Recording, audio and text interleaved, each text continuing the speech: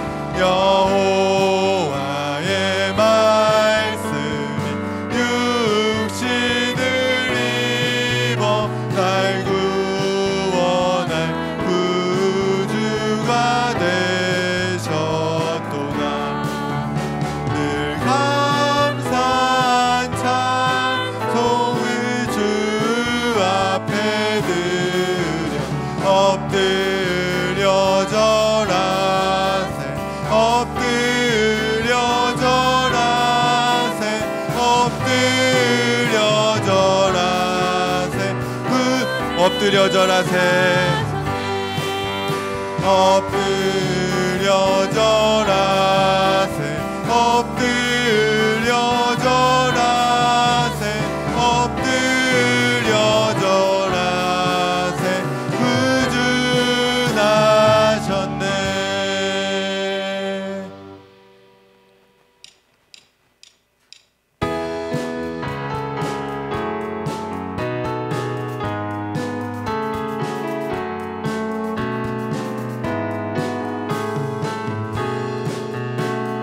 천사들의 노래가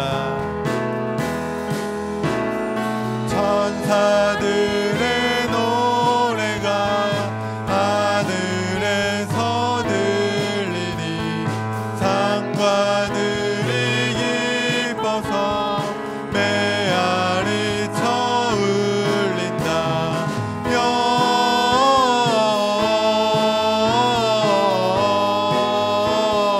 영광을 높이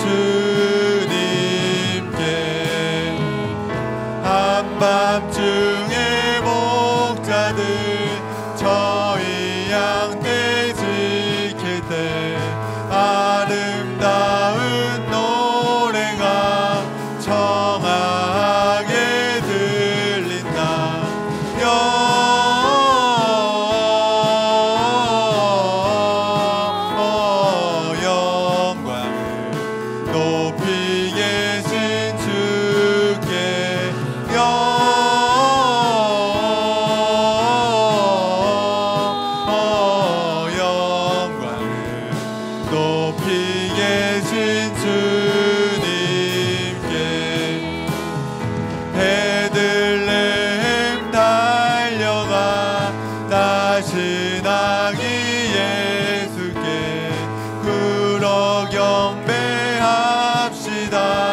탄생하신 아기께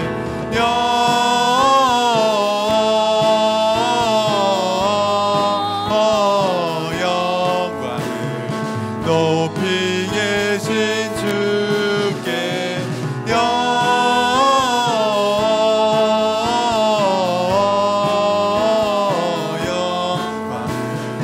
높이 계신 주님께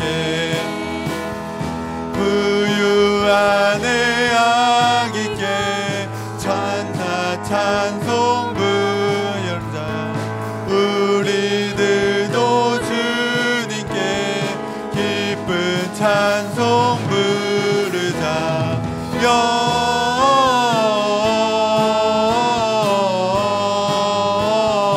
영광을 높이 계신 주께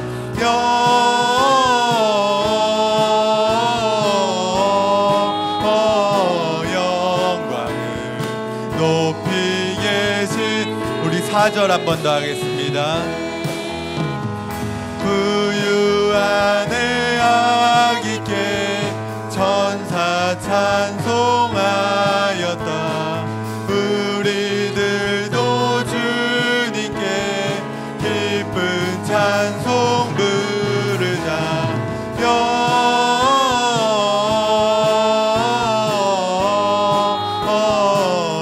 영광을 높이 계신 주께 영광을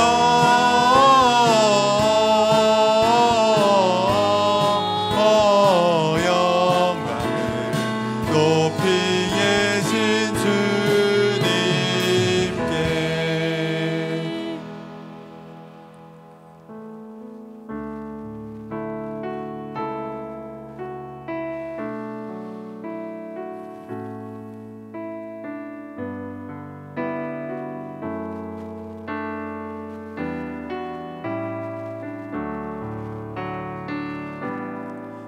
오늘 숨을 쉬는 것 감사. 나를 구원하신 것 감사. 내 뜻대로 안 돼도 주가 인도하신 것 모든 것 감사. 내게 주신 모든 것 감사. 때론 가져가심도 감사. 내게 고난 주셔서 주 뜻 알게 하신 것 모든 것 감사. 주님 감사해요. 주님 감사해요. 내가 여기까지 온 것도 은혜입니다. 주님 감사해요. 주님 감사해요.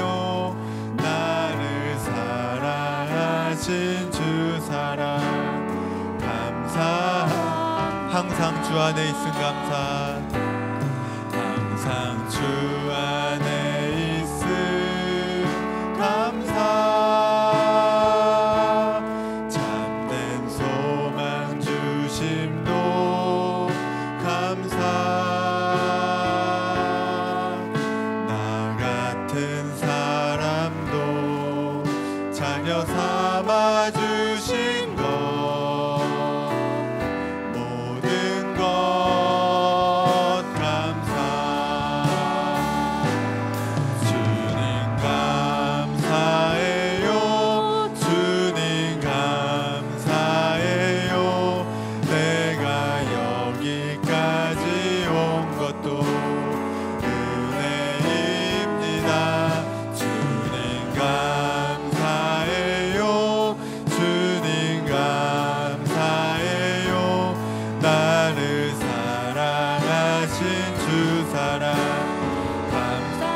감사해요. 주님 감사해요. 주님 감사해요. 내가 여기까지 온 것도 은혜입니다. 주님 감사해요. 주님 감사해요. 나를 사랑하신 주 사랑. 우리 다시 한번 주님 감사해요. 주님 감사해요. 주님 감사해요. 내가 여기까지 온 것도 은혜입니다. 주님 감사해요. 주님 감사해요.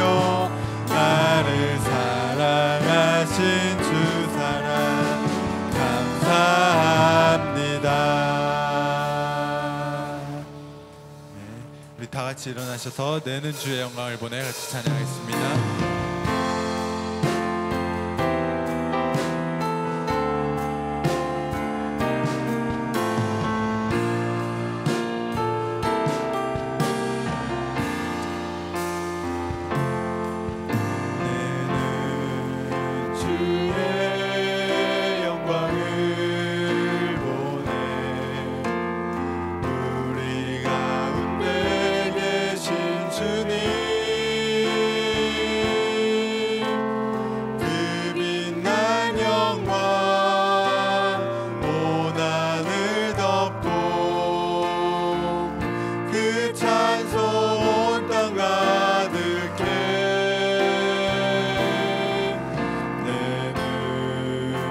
주의 영광을 보내 찬송 가운데 서신 주님,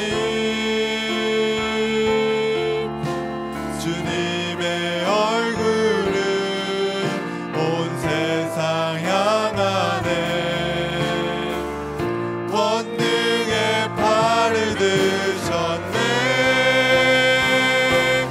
주의 영광 이곳에 가득해. 우린 선의 주님과 함께 찬양하며 우리는 전진하리. 모든 열방 주 볼 때, 모든 열방 주 볼 때까지,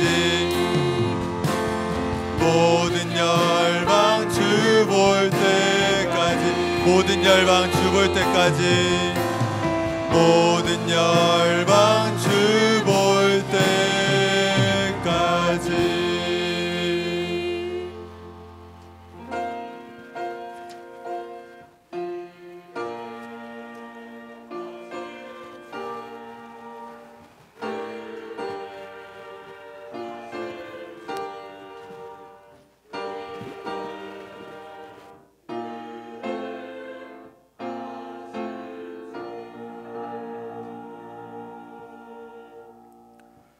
전사가 이르되 무서워하지 말라. 보나 내가 온 백성에게 미칠 큰 기쁨의 좋은 소식을 너희에게 전하노라. 오늘 다윗의 동네에 너희를 위하여 구주가 나셨으니 곧 그리스도 주시니라. 아멘. 하나님 아버지, 2000년 전 예수 그리스도를 이 땅 가운데 보내주셔서 십자가에서 죽임당하사 우리의 모든 죄를 대속해 하심을 감사를 드립니다. 죽임당하신 어린 양의 은혜로 우리가 하나님의 자녀되고 하나님 앞에 나가 예배할 수 있게 하심을 감사를 드립니다. 오늘 주의 백성들이 이 예배 자리에 모여 하나님을 찬양하고 높여드립니다. 하나님, 이 예배 자리 가운데 임재하여 주시고 우리가 드리는 이 예배를 기쁘게 받아 주시옵소서. 사모하는 성도들 위해 하나님의 은혜가 충만하게 임하는 시간 되게 하여 주시옵소서. 예수 그리스도의 이름으로 기도하옵나이다. 아멘. 다 같이 사도신경으로 우리의 신앙을 하나님 앞에 고백하겠습니다. 전능하사 천지를 만드신 하나님 아버지를 내가 믿사오며 그 외아들 우리 주 예수 그리스도를 믿사오니 이는 성령으로 잉태하사 동정녀 마리아에게 나시고 본디오 빌라도에게 고난을 받으사 십자가에 못 박혀 죽으시고 장사한 지 사흘 만에 죽은 자 가운데서 다시 살아나시며 하늘에 오르사 전능하신 하나님 우편에 앉아 계시다가 저리로서 산자와 죽은 자를 심판하러 오시리라. 성령을 믿사오며 거룩한 공회와 성도가 서로 교통하는 것과 죄를 사하여 주시는 것과 몸이 다시 사는 것과 영원히 사는 것을 믿사옵나이다. 아멘.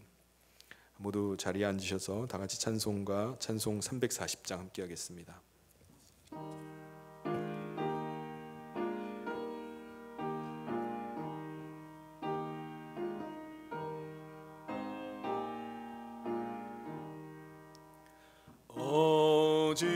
어지러운 세상 중에 기쁜 소리 들리네. 예수 말씀하시기를 믿는 자여 따르라. 세상 헛된 신과 영화 모두 내어버렸네. 예수 친히 하신 말씀 날 더 귀히 여겨라. 기쁜 때나 슬픈 때나 바쁜 때나 틈날 때 예수 친히 하신 말씀 날 더 귀히 여겨라. 주님 크신 은혜로서 부름 듣게 하시고 복종하는 마음을 주사 따라가게 하소서. 이 시간 우리를 대표해서 윤양식 장로님 나오셔서 기도 인도해 주시겠습니다.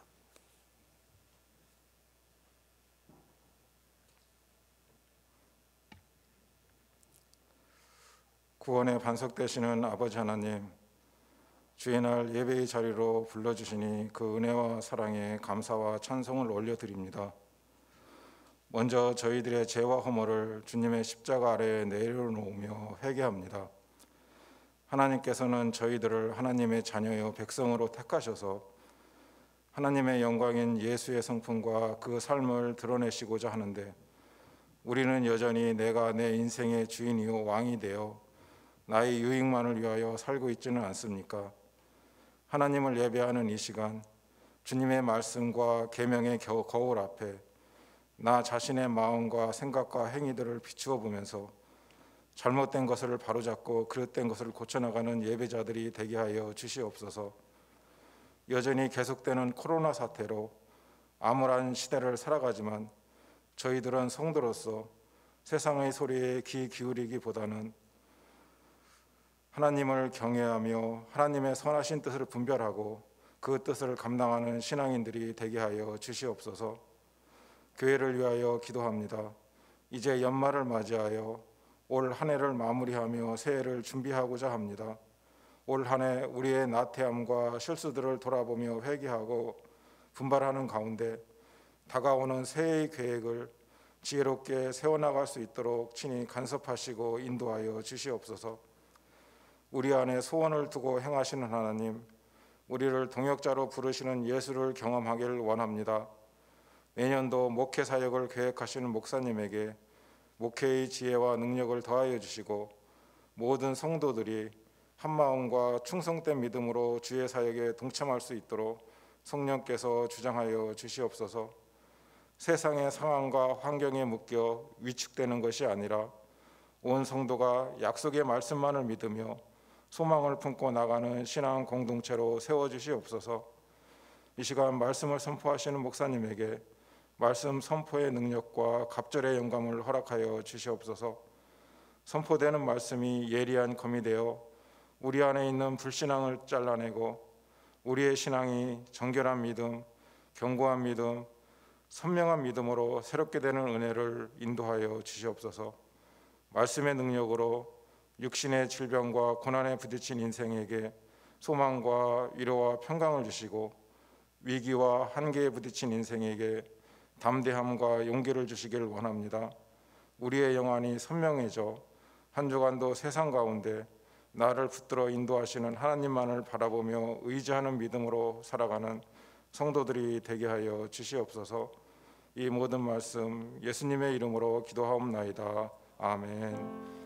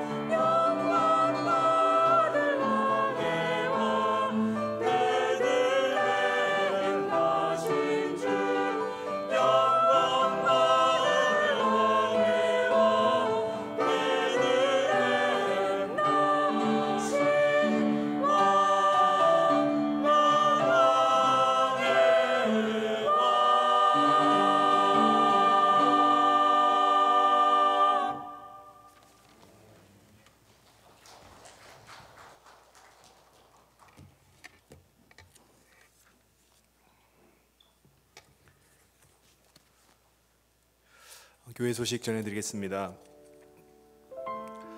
새 방역 지침에 따라서 우리 교회는 현장 예배는 한 100여 명 정도 예배 드릴 수가 있습니다. 그래서 우리 현장 예배 드리는 데는 1부, 2부 해서 드리면은 어려움이 없겠습니다. 그래서 현장 예배와 또 온라인 예배로 또 병행해서 예배를 드릴 수 있기를 바랍니다. 성탄 감사 예배가 12월 25일 토요일 오전 11시, 이번 주 토요일 11시에 이곳 본당에서 있겠습니다. 이날 우리 호산나 차양대에서 칸탄타를 준비하고 있고, 그리고 우리 부서에서 성탄을 감사하고 축하하면서 또 발표회를 준비하고 있습니다.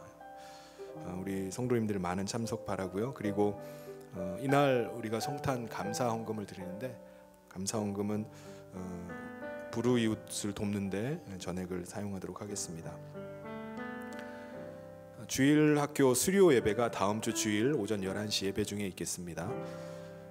연말연시 40일 릴레이 금식 기도가 계속되고 있습니다. 지금 이제 한 주간 금식 기도를 계속했는데 저도 배가 많이 좀 들어간 것 같아요. 우리 성도님들도 같이 기도 금식하면서 함께 기도하는 가운데 기도 응답 받고 또 하나님의 은혜를 누리는 귀한 금식 기도 되기를 바랍니다. 성경적 부모 교실이 시작이 있습니다. 2022년 내년 1월 8일부터 4월 2일까지 매주 토요일 오후 3시에 12주간 진행되는데요. 대상은 기혼 예비 부모님, 그리고 임산부, 자녀를 키우는 부모님, 또 부부, 그리고 성경적 가정을 세우고자 하는 모든 분들께 열려 있습니다.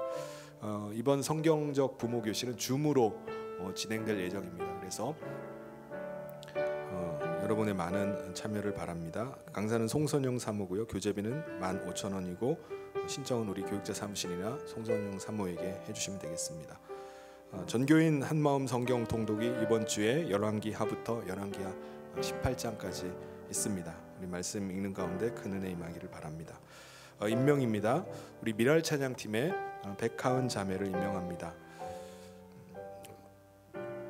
그리고 우리 교우동정에 우리 유영혜 집사님 모친, 또 김경호 집사님 장모님께서 지난 수요일 날 하나님의 부르심을 받으셨습니다. 이 가정 위해서 위로와 또 기도를 부탁드립니다. 그리고 모임 광고는 다음 주에 선교부가 2부 예배 끝나고 2층 두란노실에서 선교부 회의를 갖도록 하겠습니다. 하나님께서 오늘 우리에게 주신 말씀 함께 보도록 하겠습니다. 요한계시록 7장 1절부터 17절까지 말씀입니다. 이 일 후에 내가 내 천사가 땅 내 모퉁이에 선 것을 보니 땅의 사방에 바람을 붙잡아 바람으로 하여금 땅에나 바다에나 각종 나무에 불지 못하게 하더라. 또 봄에 다른 천사가 살아계신 하나님의 인을 가지고 해돋는 데로부터 올라와서 땅과 바다를 해롭게 할 권세를 받은 네 천사를 향하여 큰 소리로 외쳐 이르되 우리가 우리 하나님의 종들의 이마에 인치기까지 땅이나 바다나 나무들을 해하지 말라 하더라. 내가 인침을 받은 자의 수를 들으니 이스라엘 자손의 각 지파 중에서 인침을 받은 자들이 14만 4천이니 유다 지파 중에 인침을 받은 자가 1만 2천이요 루벤 지파 중에 1만 2천이요 갓 지파 중에 1만 2천이요 아셀 지파 중에 1만 2천이요 납달리 지파 중에 1만 2천이요 므낫세 지파 중에 1만 2천이요 시몬 지파 중에 1만 2천이요 레위 지파 중에 1만 2천이요 이사갈 지파 중에 1만 2천이요 스불론 지파 중에 1만 2천이요 요셉 지파 중에 1만 2천이요 베냐민 지파 중에 인침을 받은 자가 1만 2천이라. 이루에 내가 보니 각 나라와 족속과 백성과 방언에서 아무도 능히 셀 수 없는 큰 무리가 나와 흰옷을 입고 손에 종려가지를 들고 보좌 앞과 어린 양 앞에 서서 큰 소리로 외쳐 이르되 구원하심이 보좌에 앉으신 우리 하나님과 어린 양에게 있도다 하니 모든 천사가 부자와 장로들과 내 생물의 주위에 서 있다가 보좌 앞에 엎드려 얼굴을 대고 하나님께 경배하여 이르되 아멘. 찬송과 영광과 지혜와 감사와 존귀와 권능과 힘이 우리 하나님께 세세토록 있을지어다. 아멘 하더라. 장로 중 하나가 응답하여 나에게 이르되 이 흰옷 입은 자들이 누구며 또 어디서 왔느냐. 내게 말하기를 내 주여 당신이 아시나이다 하니 그가 나에게 이르되 이는 큰 환난에서 나오는 자들인데 어린 양의 피에 그 옷을 씻어 희게 하였느니라. 그러므로 그들이 하나님의 보좌 앞에 있고 또 그의 성전에서 밤낮 하나님을 섬기매 보좌에 앉으신 이가 그들 위에 장막을 치시리니 그들이 다시는 줄이지도 아니하며 목마르지도 아니하고 해나 아무 뜨거운 기운에 상하지도 아니하리니 이는 보좌 가운데 계신 어린 양이 그들의 목자가 되사 생명수 샘으로 인도하시고 하나님께서 그들의 눈에서 모든 눈물을 씻어 주실 것임이라. 아멘. 우리가 지난 주에 나누었던 그 말씀을 혹시 여러분 기억하십니까? 천상에서 네 생물과 24 장로들과 천사들이 새 노래를 부릅니다. 죽임당하신 어린 양 예수 그리스도가 실패한 것이 아니라 그는 승리하셨다. 승리하셨음을 증거하는 노래, 새 노래를 불렀습니다. 십자가를 지심으로 우리의 구원을 이루신 주님이 이제 우리에게 십자가의 길, 남들이 가지 않는 좁은 길, 죽임당한 어린 양의 길을 가라고 도전하시는 그 말씀을 함께 나누었습니다. 여러분은 그 길을 따라가라고 말씀하시는 그 주님의 도전에 여러분 뭐라고 대답하셨습니까? 네, 알겠습니다. 저도 주님 가신 길을 가겠습니다 라고 대답을 해야 되겠지만은 사실은 주님 가신 길을 가는 것은 쉬운 일이 아닙니다. 그 길이 사람들에게 존경받고 인정받고 칭찬 듣는 길이라면 누가 가지 않겠습니까? 그런데 그 길은 그런 길이 아닙니다. 사도 바울이 자기의 믿음의 아들이라고 할 수 있는 디모데에게 마지막 편지를 보내면서 뭐라고 권면하죠? 디모데후서 1장 8절에 그러므로 너는 내가 우리 주를 증언함과 또는 주를 위하여 갇힌 자 된 나를 부끄러워하지 말고 오직 하나님의 능력을 따라 복음과 함께 고난을 받으라. 그리스도의 사람으로 그리스도를 따라서 주님 가신 길을 가려면은 반드시 복음과 함께 고난을 받으라. 고난 받을 것을 각오하고 가라는 거예요. 사도 요한은 예수님을 주라고 고백하는 그 이유 하나만으로 고난받고 박해당하고 있던 초대교회 성도들에게 오늘 읽은 이 요한계시록의 말씀을 통해서 그들을 위로하고 격려하고 있습니다. 오늘 말씀을 통해서 지금 우리도 또한 고난 가운데 있는데 고난의 의미가 무엇인지, 그리고 앞으로 우리에게 닥칠 고난은 뭐가 있는지 살펴보기를 원합니다. 그리고 그 고난 가운데 중임당하신 어린 양의 길을 가는 자들에게 주시는 하나님의 위로와 또 영광을 함께 나누면서 은혜 받는 귀한 시간 되기를 바랍니다. 읽지는 않은데 요한계시록 6장 앞장에 보면요, 재앙들이 앞으로 닥칠 재앙들이 이렇게 소개가 되는데 첫 번째 재앙의 묶음인 7인 재앙들이 쭉 소개가 됩니다. 어린 양이 7인 중에 하나를 떼면은 그때마다 말탄 자들이 나와가지고 이 땅 가운데 재앙을 막 일으키는 거예요. 처음에는 뭐죠? 첫 번째 인을 떼니까 백마탄 자가 나오는데 그는 백마탄 자라고 하니까 그리스도로 착각하는데 그리스도가 아니에요. 그리스도를 흉내내 가지고 많은 사람들을 미혹하는 적그리스도입니다. 그가 사람들 사이에서 전쟁을 계속 일으켜요. 다툼을 일으킵니다. 두 번째는 붉은 말 탄 자가 나타나는데 이 붉은 말 탄 자도 역시 이 땅에 있는 모든 화평을 싹 제하해 버린다. 그리고 나서 서로 죽이게 만든다는 거예요. 큰 칼을 들고 있다고 하는데 이것은 큰 전쟁을 의미합니다. 세 번째 말은요, 검은 말을 탄 자가 나타나는데 이 자는 저울을 들고 있어요. 이것이 의미하는 것은 이 땅에 큰 기근이 드는 것을 이제 상징을 합니다. 그다음에 네 번째는 청황색 말을 탄 자가 나타나니까 그의 이름은 사망이라 이렇게 말합니다. 이 청황색 말을 탄 자가 나타내는 재앙은요, 거대한 전염병이 나타나서 많은 사람을 죽게 한다는 것입니다. 이 네 마리의 말과 관련된 환상이 지나가고 난 다음에 이제 다섯 번째 인을 떼려고 했어요. 그랬더니 다섯 번째 인을 떼려고 하니까 하나님 앞에 자신들의 그 원통함을 막 호소하는 그 순교자들의 이야기가 다섯 번째 인을 뗄 때 나옵니다. 그리고 나서 여섯 번째 인을 떼니까는 온 우주가 막 흔들리는 그 재앙이 임하는 것이 이제 여섯 번째 인을 뗄 때 나옵니다. 이때는 여섯 번째 인을 뗄 때는요, 지진이 나고 흑암이 막 임하고 달이 핏빛이 되고 달이 검어지고 별들이 막 추락하고 하늘과 산과 섬들의 3분의 1이 다 사라지는 그런 환상이 나타납니다. 거대한 재앙이 순차적으로 막 일어나는 것을 말씀합니다. 우리는 7인을 뗄 때마다 생기는 이 재앙들을 보면서 어떤 생각이 들죠? 좀 무섭다, 두렵다는 생각을 합니다. 왜냐하면은 계시록에서 말씀하고 있는 이 재앙들이 우리가 실제로 일어나는 것들을 우리가 보게 되잖아요. 그것들을 보면은 진짜 종말의 때가 된 거 아닌가 하는 두려움을 느끼게 됩니다. 지금 코로나로 인해서 전 세계적으로 많은 사망자가 나온다고 하니까는 진짜 이게 청황색 말이 나타난 거 아니야? 이 땅에 있는 인간이 4분의 1이 죽는다고 하는데 그러면 숫자가 얼마입니까? 20억이 죽는 거예요. 야, 이건 그야말로 생지옥이고 아비규환이구나. 그러니까 두려운 마음이 찾아옵니다.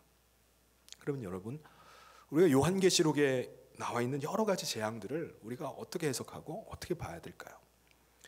중요한 것은요, 수많은 자연재해, 전염병, 인종청소, 국가적인 큰 전쟁, 이런 것들은 말세 때만 나타나는 것들이 아니라는 사실이에요.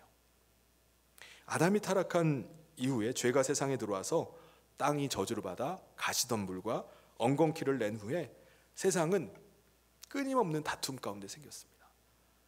땅이 저주를 받아서 수많은 재앙들, 자연재해들이 계속해서 생겨왔어요. 그러니까 지금 계시록에서 말씀하고 있는 수많은 재앙들은요, 특정 시대, 특정 사건을 예언하는 것이 아니라 죄 때문에 에덴에서 쫓겨난 인간들, 그 인간들이 살아야 되는 이 땅의 현실이 마치 재앙 속에 살아가는 것 같다는 것을 우리 가운데 보여주는 것입니다. 예수님께서 하늘로 승천하신 이후부터 다시 오실 때까지가 사실은 말세입니다. 말세. 주님이 오시기 전까지가 말세 때예요. 그러니까 이 땅에서 그러한 재난의 소식, 재앙의 소식들이 끊임이 없이 계속 주님 오실 때까지 들리게 될 것이라는 것을 우리에게 말씀해 주고 있습니다. 우리가 역사를 보면은 전쟁이 끊이지 않은 때가 없었어요. 수많은 전쟁이 있었습니다. 그나마 근래에는 1차, 2차 세계대전들이 일어났어요. 그리고 지금도 러시아 지역에 우크라이나와 전쟁의 소문이 들립니다. 미국과 또 중국에 보이지 않는 이 전쟁이 벌어지고 있어요. 또 기근과 전염병은 또 얼마나 많았습니까? 천연두로 인해서 수많은 사람들이 죽은 때도 있었어요. 또 지금은 코로나로 인해서 많은 사람이 죽습니다. 거대한 자연재해 역시 끊임없이 일어나요. 미국의 북미 지역을 토네이도가 휩쓸어 가서 몇 개 주를 휩쓸고 가는 바람에 수많은 사람들이 죽었다는 소식을 듣습니다. 계시록에서 말씀하는 재앙들은 어느 미래가 아니라 오늘 우리가 살고 있는 이 세상이 어떤 곳인지를 하나님 관점에서 보여주고 있어요. 이 세상 자체가 이렇게 재앙이 끊이지 않을 뿐만 아니라 살기가 어렵고 힘든다는 것을 우리에게 말씀해 줍니다. 세상을 그렇게 이해하면은 하나님의 백성인 우리가 이 땅을 살면서 겪는 여러 가지 고난은 우리가 특별히 운이 없어서 당하는 일이 아닙니다. 성도가 겪는 것, 고난을 겪는 것, 이 땅의 사람들이 느끼는 그런 절망과 낙심, 이런 것은 어쩌면 당연한 일입니다. 죄로 인해서 파괴된 이 세상에 어떻게 안식이 있겠습니까? 죄로 인해서 저주받은 이 땅에 어떻게 평화가 있겠습니까? 우리는 이 땅의 재앙들을 보면서 지금 내가 아무리 잘 먹고 잘 살고 평안하게 살고 있다 할지라도 이 땅은 천국이 아니라는 것을 기억해야 됩니다. 지진이 일어나고 전쟁의 소문이 들리고 전 세계적인 팬데믹이 일어나는 것을 보면서 안전하고 살만하다고 생각했던 이 땅이 사실은 아무것도 아니구나. 이 사실을 우리가 다시 깨달아야 됩니다. 그럼 우리는 오늘 이 시대를 어떻게 살아야 될까요? 우리는 언제 무너질지 모르는 이 세상임을 알기 때문에 이 세상에 집착하지 않고 사는 것입니다. 유한한 세상에 뭐 하나라도 더 내가 더 쌓아둬야 되겠다. 그러기 위해서 아등바등해서 살지 않는 것입니다. 유한한 세상 속에서 살지만은 영원한 하나님 나라를 소망하면서 사는 것입니다. 그리고 그 나라를 꿈꾸면서 한 번밖에 없는 우리의 인생을 이 세상 흔들리는 이 땅 위에서 하나님 백성답게 최선을 다해서 사명을 감당하며 사는 것입니다. 그게 우리 그리스도인의 삶입니다. 그런데 예수님께서 분명히 내가 곧 다시 오겠다라고 이렇게 말씀하셨는데 왜 이렇게 빨리 안 오시죠? 왜 이렇게 성도들이 이 땅 가운데서 고난을 당하고 고통 가운데 살아가고 있는데 이걸 왜 내버려 두시고 빨리 안 오실까요? 이것은 2000년이라는 시간이 지난 오늘 우리들의 이 질문이기도 하지만은 천사가 5번째 인을 뗄 때 하늘에 있는 순교당한 천사들의 질문이기도 했습니다. 순교당한 성도들이 주님께 올리는 질문이기도 해요. 그들이 뭐라고 하죠? 예수님, 우리들의 순교의 피를 언제 갚아주시려고 하십니까? 우리가 언제까지 그날을 기다려야 되겠습니까? 순교자들은요, 하나님의 그 공의를 빨리 회복시켜달라고 간청을 합니다. 이에 대한 하나님의 답변이 6장 11절에 나와요. 각각 그들에게 흰 두루마기를 주시며 이르시되 아직 잠시 동안 쉬되 그들의 동무 종들과 형제들도 자기처럼 죽임을 당하여 그 수가 차기까지 하라 하시더라. 순교자의 수가 더 차야 된다는 거예요. 그때 주님이 재림하신다는 것입니다. 그때까지 기다리라는 거예요. 하나님의 구속 계획을 완성하는 일에 순교자들이 아주 중요한 역할을 합니다. 사실 교회는요, 순교 위에 세워졌습니다. 순교로 지켜져 왔고 결국 순교로 완성될 것입니다. 교회의 본질은 순교예요. 교회는 본질적으로 순교적이어야 되고 또 순교자 정신으로 살아가는 것이 바로 저와 여러분입니다. 스데반이 처음으로 순교한 이후에 사도 야고보가 순교를 당했고요. 그리고 그 이후에 예수님의 제자들도 다 순교자의 길을 걸었습니다. 지금도 해마다 10만 명 이상의 성도들이 예수를 믿는다는 그 단 이유 한 가지만으로 순교를 당하고 있다고 합니다. 여기서 우리는 하나님과 순교자들의 이 대화, 기도하는 것을 보면서 하나님께서 그들의 기도에 바로 응답하셔서 답을 하시는 것을 보게 됩니다. 여러분, 순교자들은 어떤 분들인가요? 아무도 기억하지 않는 자들이 순교자들이에요. 그런데 주님은 그들을 기억하시고 그들의 기도에 귀를 기울이십니다. 그리고 순교자들의 정해진 숫자가 채워지는 때가 재림의 때다라고 말씀해 주십니다. 온 우주의 종말이 순교자의 숫자가 채워지는 것과 연결이 돼 있어요. 그때가 마지막 때라는 것입니다. 여러분, 초대교회는요, 사실은 초라하기 짝이 없는 공동체입니다. 그들이 뭐 화려한 예배당에서 예배를 하나요? 아니에요. 그들은 숨어서 지하에서 예배를 하는 자들이었습니다. 그러다가 박해가 시작되면은 로마 군병들에게 잡혀가서 순교를 당하던 사람들입니다.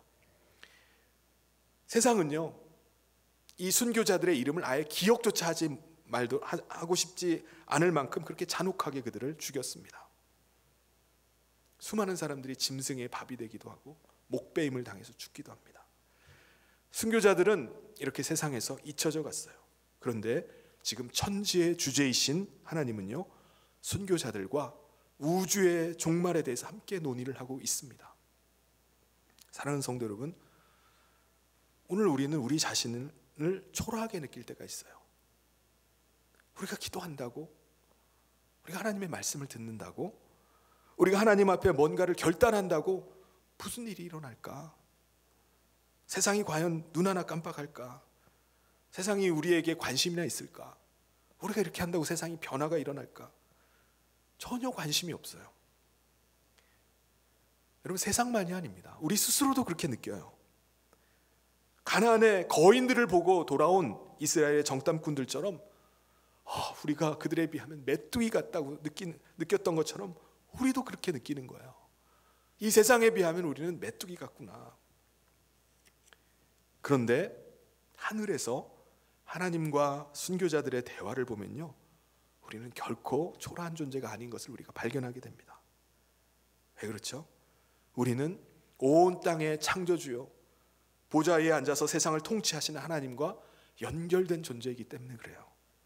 우리가 하나님께 아뢰 때 하나님께서 응답하시는 그런 관계이기 때문에 그렇습니다. 이제 6번째 인이 떼집니다. 그런데 6번째 인이 떼지고 재앙이 일어나는 것은요, 앞서 일어났던 재앙과는 전혀 비교할 수가 없는 재앙이 일어납니다. 큰 재앙이 일어나요. 12절부터 14절까지 보면요, 큰 지진이 나며 해가 검은 털로 짠 상복같이 검어지고 달은 온통 피같이 되며 하늘의 별들이 무화과 나무가 대풍에 흔들려 설 익은 열매가 떨어지는 것 같이 땅에 떨어지며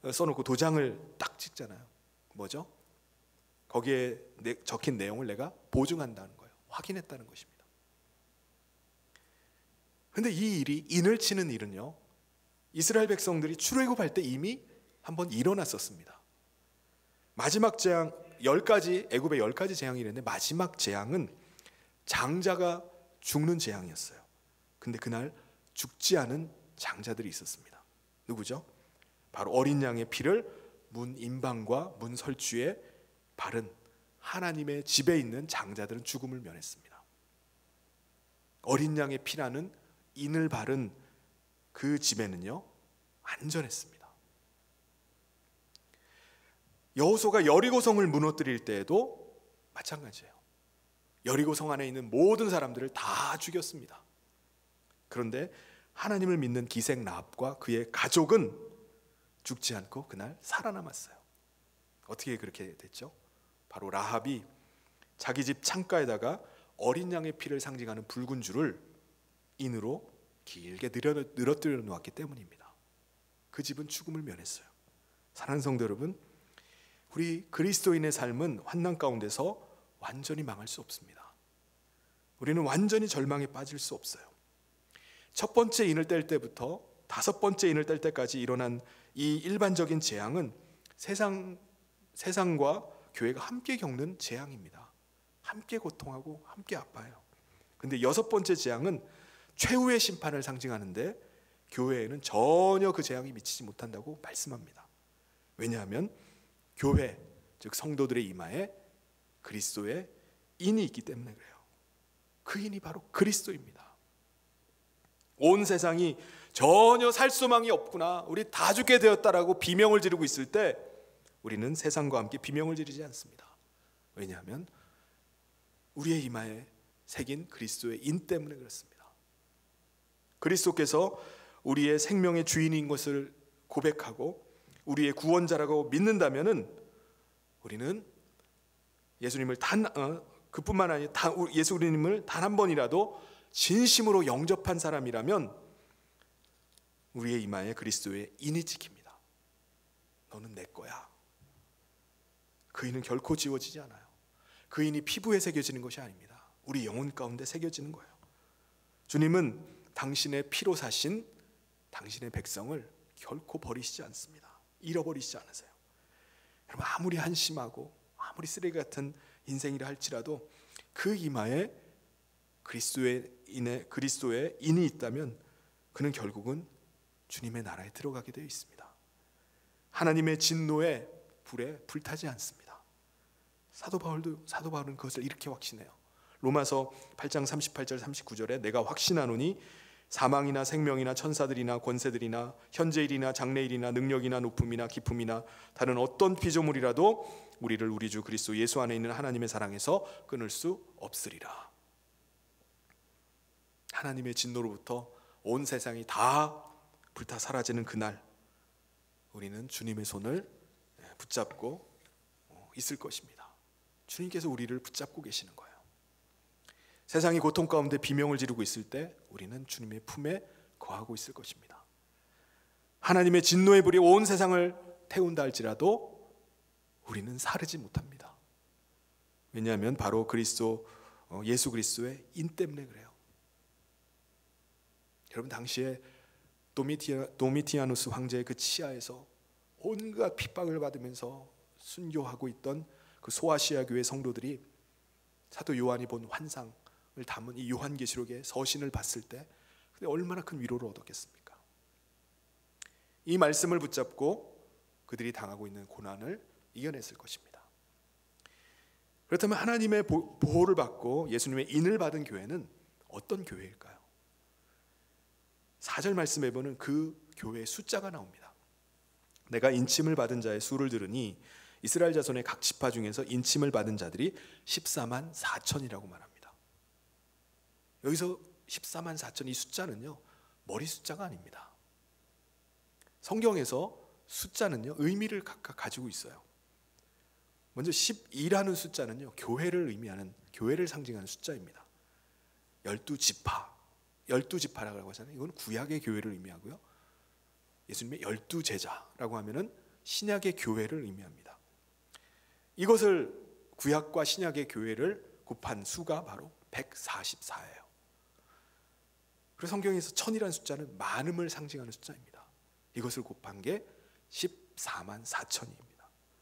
다시 말해서 14만 4천은 예수 그리스도의 인침을 받은 이 땅의 온 교회를 의미하는 것입니다. 그리고 나서 5절부터 8절까지 보면은 각 지파마다 인침받은 숫자를 쭉 계수를 합니다. 어느 지파가 1만 2천, 1만 2천. 왜 이렇게 지파의 수를 이렇게 계수를 할까요? 각 지파에 몇 명이 나왔는지를 계수를 하죠. 이스라엘 백성들이요, 사람 수를 이렇게 계수를 하는 경우는 단 한 경우입니다. 전쟁을 치르기 위해서 사람 숫자를 셉니다.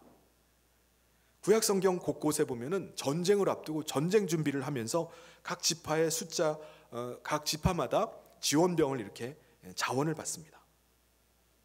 그래서 각 지파마다 몇 명이 나왔는지를 확인을 해요. 그러므로 이건 뭘 나타내는 거죠? 첫 번째는요, 오늘 이 지상의 교회는 전투하는 공동체라는 것을 말씀해 줍니다. 우리 교회는요, 이 땅의 교회는 전투하는 공동체예요. 이 땅의 성도는 전투하는 성도입니다. 우리는 사탄과 사탄이 지배하는 세상과 싸우고 있는 거예요. 교회는 놀이터가 아닙니다. 교회는 병원이 아니에요. 교회는 연애 장소가 아닙니다. 교회는 마하나임, 하나님의 군대예요. 하나님의 군사들입니다. 우리는 군사들이기 때문에 아군끼리 싸워서 되겠습니까? 우리는 적과 싸워야 돼요. 상한 친구를 등에 업고 다리를 저는 친구에게 어깨를 내주는 겁니다. 적을 대적하는 거예요. 끝까지 싸워야 될 마하나임, 하나님의 군대입니다. 두 번째, 이것은 뭘 말하죠? 교회는 어린 양의 피로 승리하는 공동체라는 것입니다. 14절에 보면 내가 말하기를 내 주여 당신이 아시나이다 하니 그가 나에게 이르되 이는 큰 환난에서 나오는 자들인데 어린 양의 피에 그의 옷을 씻어 희게 하였느니라. 이 땅에 있는 교회는 큰 환난을 통과한다고 말씀합니다. 근데 여기서의 큰 환난은요, 하나님이 분노하셔가지고 내리는 진노가 아니에요. 사탄과 세상이 만들어내는 그런 환난입니다. 예수님을 믿기 때문에 당하는 어려움이고요, 교회를 섬기기 때문에 당하는 환난입니다. 영혼을 위해서 수고하기 때문에 당하는 어려움이에요. 주님을 싫어하는 세상에게 당하는 모든 어려움이 성도들이 통과해야 되는 큰 환난입니다.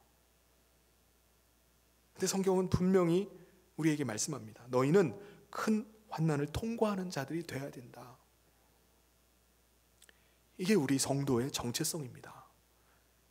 큰 환난을 당하지만은 우리가 결국은 승리할 수밖에 없는 이유가 무엇입니까? 어린 양의 피 때문에 그렇습니다. 내가 잘 참고 내가 잘 인내했기 때문이 아니에요. 구원은 하나님의 선물입니다. 구원은 하나님의 은혜예요. 어린 양이 피를 흘리심으로 말미암아 우리가 죄 씻음을 받고 하나님의 자녀가 되어서 그리스도의 승리를 우리가 맛보는 것입니다. 하나님은 어떻게 우리 교회가 환난을 통과하는 가운데 승리하게 하실까요? 오늘 말씀해 보면은 하나님께서 우리 위에 장막을 치시겠다고 약속을 합니다. 15절에 보면 그러므로 그들이 하나님의 보좌 앞에 있고 또 그의 성전에서 밤낮 하나님을 섬김에 보좌에 앉으시니가 그들 위에 장막을 치시니라. 이 말씀은 큰 고난을 통과하는 성도들 가운데 하나님께서 친히 함께 하겠다는 거예요. 함께 하겠다. 너들 위에 장막을 내가 치겠다. 요한이 본 천상의 성도들은 지금 뭘 하고 있는 겁니까?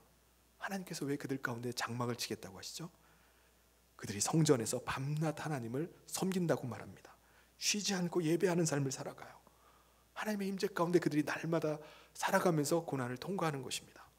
그러니까 그들이 하나님께서 그들 가운데 함께 하십니다. 여러분, 우리가 세상을 살면서 정말 견디기 힘든 것들이 무엇입니까? 목마름과 배고픔입니다.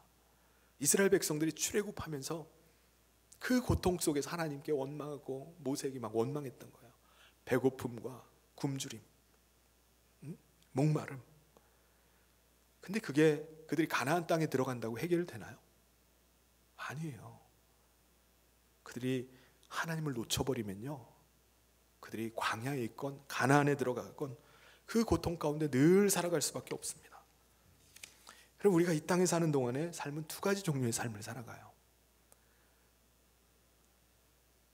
두 종류의 섬김, 두 종류의 예배로 살아갑니다. 세상을 섬기면서 살든지 예수님을 섬기면서 살든지, 둘 중에 하나예요. 세상을 예배하면서 살든지 하나님을 예배하면서 살든지, 둘 중에 하나입니다. 예수님은 한 사람이 두 주인을 섬길 수가 없다고 말씀했어요. 우리는 세상도 섬기고 하나님도 섬긴다? 그렇게 할 수가 없습니다. 여러분, 세상을 대표하는 게 뭘까요? 그건 돈입니다. 하나님을 놓치면은 돈을 섬기면서 살 수밖에 없어요. 돈을 예배하면서 살 수밖에 없습니다. 돈을 섬기고 돈에 무릎을 꿇으면 어떻게 될까요? 그러면 목마르지 않고 배고프지 않나요? 아니에요. 이상에 가면 갈수록 목말라지고요, 더 줄이게 됩니다. 아무리 많이 가져도 만족이 없고 기쁨이 없습니다. 반대로 하나님을 섬기고 하나님을 경배하면 어떻게 될까요? 이상하게 세상이 점점 작게 보이고 돈이 별것 아닌 것으로 여겨지게 됩니다. 여러분, 하나님이 함께 하시면 어떤 일이 벌어지기 때문에 그렇게 되는 거죠. 16절에서 말씀합니다. 그들이 다시는 줄이지도 아니하며 목마르지도 아니하며 해나 아무 뜨거운 기운에 상하지도 아니하리니. 우리가 하나님과 함께 할 때 어떤 상황 가운데서도 해를 받지 않는다고 말씀합니다. 그 삶을 누렸던 사람이 한 사람 있습니다. 그러니까 누구죠? 다윗이라는 사람이에요.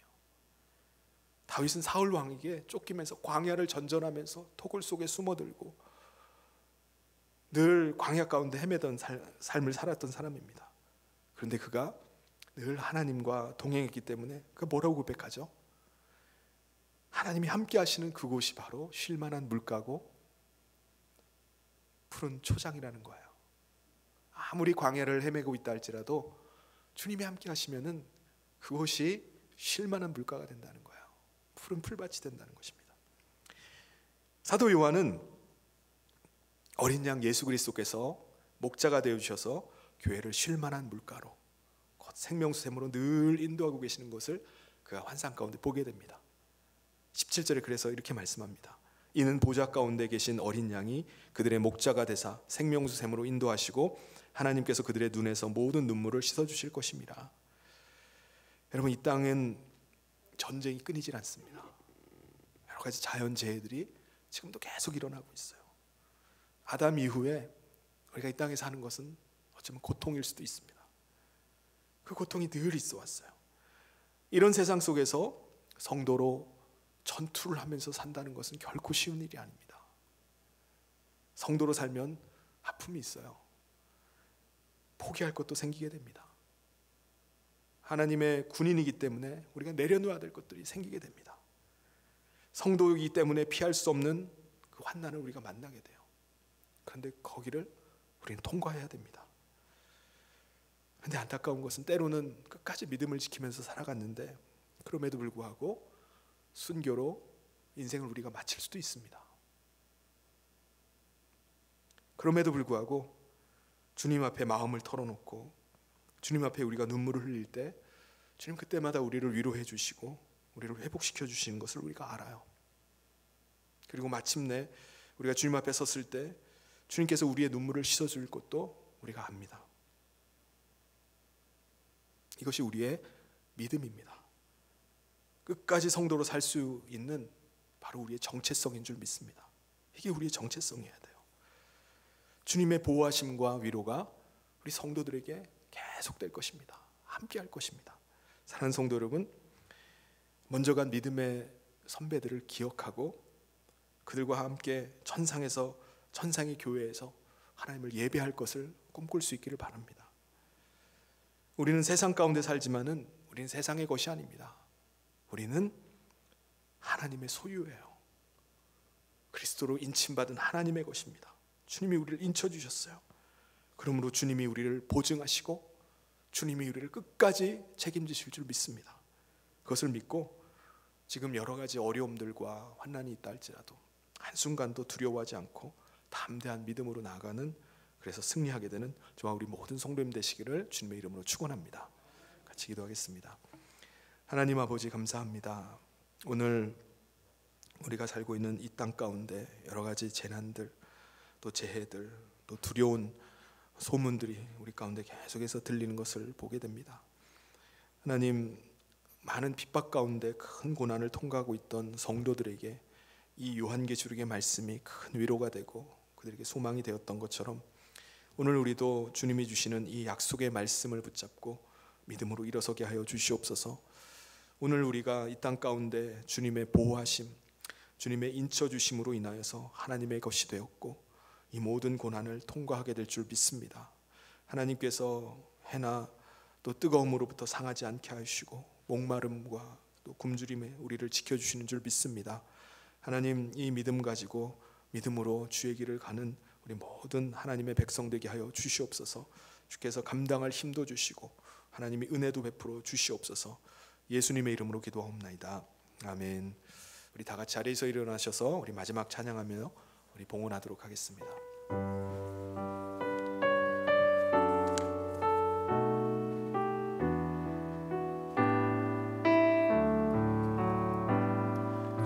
믿는 사람 일어나 다 힘을 합하여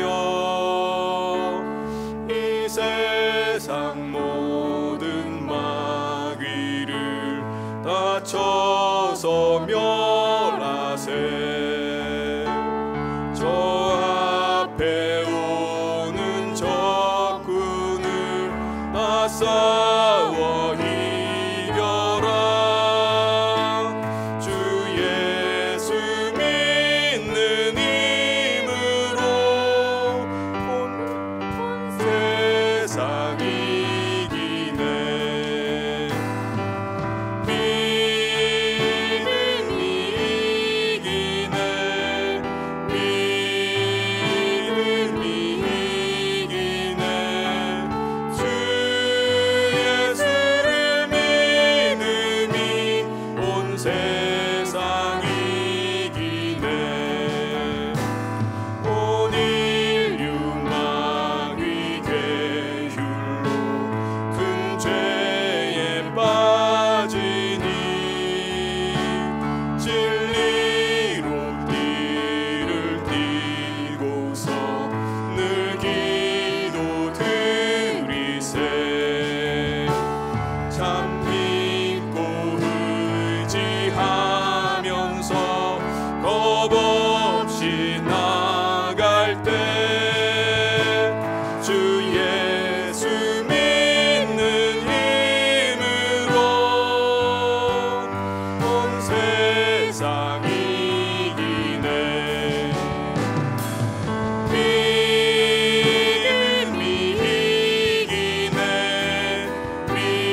믿음이 이기네. 주 예수를 믿음이 온 세상 이기네. 끝까지 이긴 자에게 흰 옷을 입히고 또 영생 복을 주시니 참 기쁜 일일세. 이 어두운 세상 지나서 저 천성 가도록 주 예수 믿는 힘으로 온 세상 이기네. 믿음이 이기네. 믿음이 이기네. 주 예수를 믿음이 온 세상 이기네. 드린 예물 위해 함께 기도하겠습니다.